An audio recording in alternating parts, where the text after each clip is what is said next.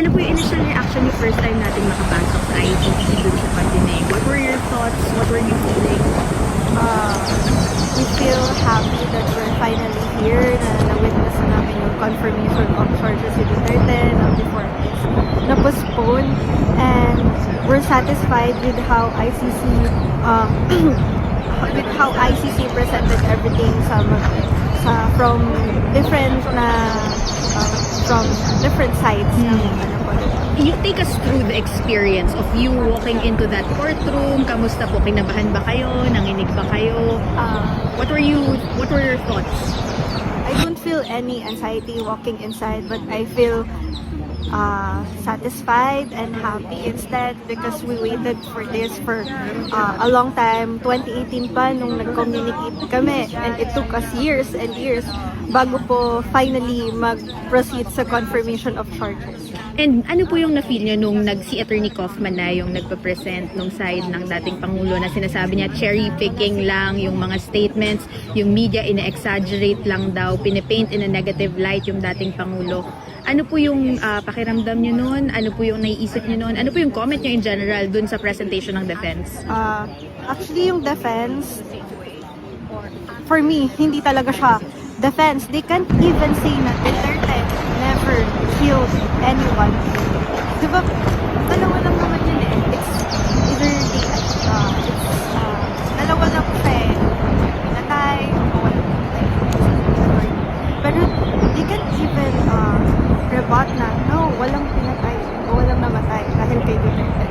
But instead, ayun nga po, they attack the human rights workers, the media, the families, lahat, they politicizing. Kaya,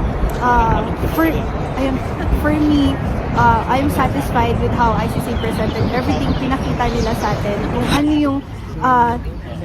kung ano yung itsura ng hustisya, kung ano yung itsura ng due process na hindi po namin natanggap sa and naranasan sa Pilipinas. And finally, ano po sa tingin niyo yung highlight nung day one? Ano yung pinaka nag-stick sa inyo na part? I think, syempre, importante how the lawyer of the victim presented yung real experiences ng mga families ng victim, kung ano po yung naging impact nun sa family namin. We're grateful na na-echo nila kung ano yung story namin and real life experiences. Pero yung nag-highlight po sa akin is yung how the prosecution made yung sa count 1 and paano nila nilabas yung mga resibo, yung mga videos ni Duterte admitting killings, taking the responsibility doon sa killing. So overall it's a very positive day for us, and day 1 pa lang. Okay. Tomorrow, what are you expecting? Ano po yung inaasahan natin bukas? Yung gusto sana nating marinig na hindi natin narinig today? I think tomorrow they'll present the count 2 and 3, right? So, kasi count 1 pa lang malinaw na eh, na mahina ang laban ng kabilang panig. They can't even say na walang namatay o wala silang pinatay.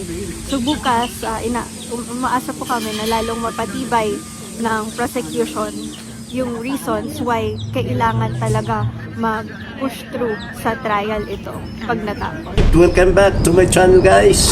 Welcome, Abi Vlog.